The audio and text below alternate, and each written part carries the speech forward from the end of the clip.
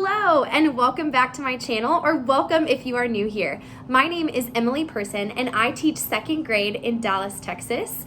And I believe in the power of positivity, and I want to help teachers just like you find and keep the joy in teaching. So I have a question for you. When you teach writing in your classroom, does it feel like you're pulling teeth? Does it cause you and your students an immense amount of stress? Well, I can raise my hand. This time last year, I was overcome and overwhelmed by stress of teaching my students how to write, and I don't want that for you. I want to help you and your students fall in love with writing. So if that sounds like something you're interested in, go ahead and keep on watching. In this video, I'm going to give you 4 tips along with actionable items to help you take the stress out of writing and help your students really enjoy it. So let's get started. But before we jump into the tips, I want to talk about why it is that students really struggle with writing anyway. There are a bunch of reasons why they would, but the one that is the most prevalent is the sheer fact that a lot of the work that students have been doing the last 2.5 years has been on some sort of device, so an iPad or a computer, and it's taken just the art and the effort of learning how to write out of the equation altogether. We have done so many things digitally that students just haven't been taught the skills of how to write. So of course it seems like it's hard to them because they don't have the writing stamina to hold a pencil, or they really just haven't written enough as it is. Or if they're my students, they love to use talk to text, so it takes all of the effort out of anything. They don't even have to type at that point. I think writing has become a lost art, and it's something we really need to bring back into the classroom. Another thing is that teachers just don't feel like they have the time to add it into their day, so it kind of gets pushed to the wayside, and it's like, well, aside from writing their name, there's not a whole lot here. I have 4 tips for you on how you can help your students fall in love with writing and help take the stress out for you. So tip number 1 is to start small and stay consistent. Now, what on earth do I mean by this? I mean that I want you to pick one small area of your day and add a simple writing component to it. The complaint that I hear from teachers most often is that they just don't have time to write in their day. Listen, I know your schedules are busy, but if you are already doing something in your day, just turn it into a writing activity. So I have some ideas for you, and the first one is your morning work. If you are like me and your students eat breakfast in the classroom and they need to do some sort of morning work, make it writing. Pick a prompt, slap it up on the board, and have them write. I have my students personally write 5 sentences, but maybe if your kids are super new to writing, have them write 1 or 2 and then draw a picture to go with it. If they're practicing this over and over again, writing will become easier the more that they do it. Maybe you turn your time after specials and recess, we have a quiet time, turn it into a journal time. This is a great reflective piece for students, and it's a great time for them to practice their writing skills, and it's a great time to calm down after recess and after specials. You already have that time anyway, you might as well turn it into something productive. Or maybe you turn your closing circle time into a written response.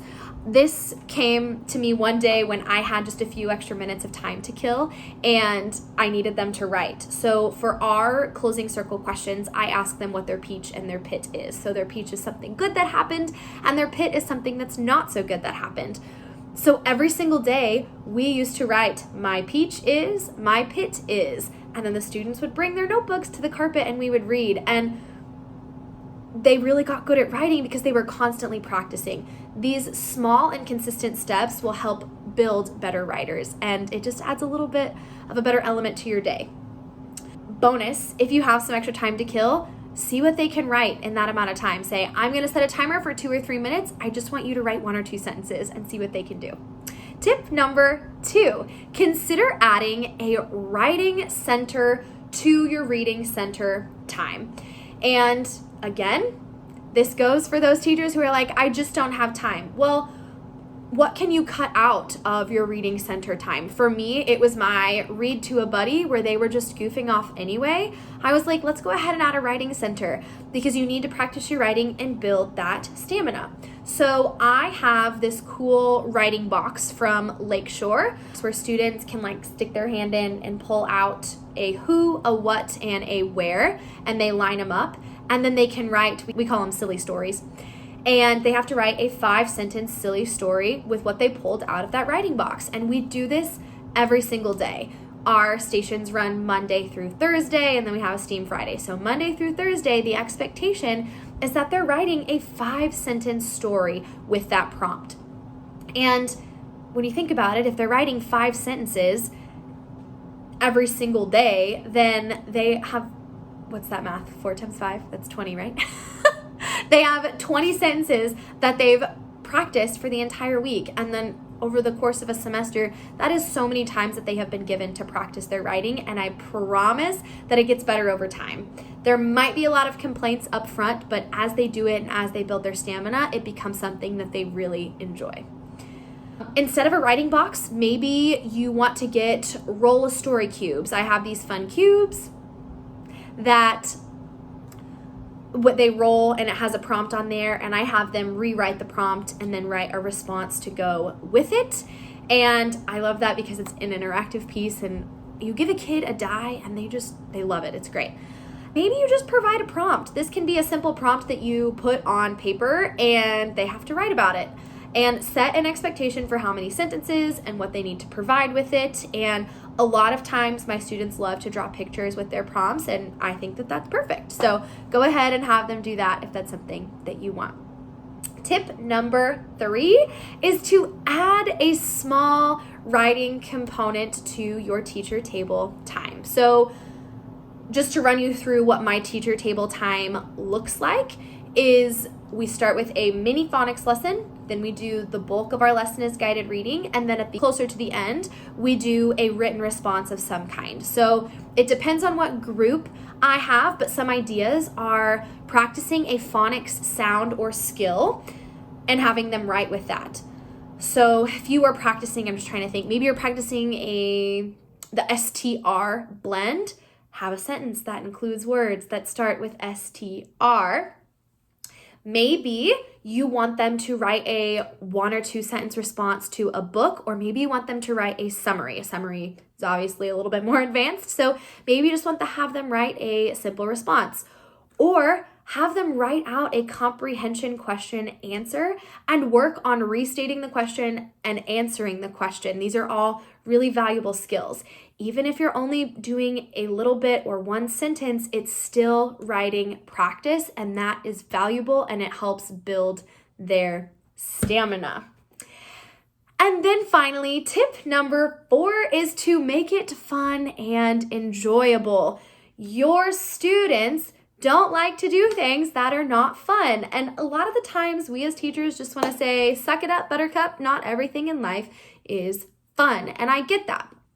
However, teaching kids how to write can be like pulling teeth, or it can be a ton of fun. And I have the perfect resource for you if you want to make it fun. And it looks like this. They are my silly sentences bundle. They all have a fun theme.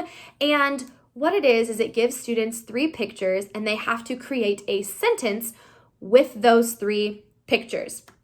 Now, why I love this resource is because it can be used in so many different ways, and it can be differentiated in so many different ways. So you can use this as a writing center in and of itself.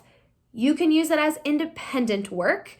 You can even use it as a warm-up to your writing lesson. So I can already anticipate this. If you're a school that doesn't use center time for reading, then you can use it as a warm-up to your writing lesson. Pick 2 or 3 of the slides, slap them up on the board, set a timer and say, I need you to write a sentence using these 3 words, and you can just have it in a journal. So have like a running journal entry of like all of their sentences, and then they can see how many sentences they've created, and it's great.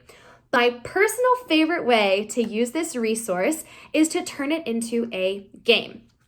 So you split your class up into however many teams. I found that groups of 3 worked best, and I projected some of the slides up on the screen, and I said, okay, You have 3 minutes to create a really amazing sentence, and then you're gonna read them to me, and I'm gonna vote on who created the best sentence. And they loved it. It was a fun way for them to get involved and engaged, and they were competitive, and it was a ton of fun. And they didn't realize that they were building their writing stamina or practicing coming up with ideas and building their vocabulary and helping build their writing. So there you have it. And if you would like to purchase this, it is in my TPT store. It comes as a bundle or as some individual resources with different themes. So just to review and recap, the 4 tips that I have for you are to start small and stay consistent. Consider adding a writing center to your reading center time. Add a writing component to your teacher table time, and to make it fun and enjoyable. So there you have it. Go ahead and comment down below if you made it this far in the video, and thank you so much for watching. And as always, how we end videos around here is tell me what you are saying yay about today. For me, I am personally saying yay about the fact that I am on the up and up.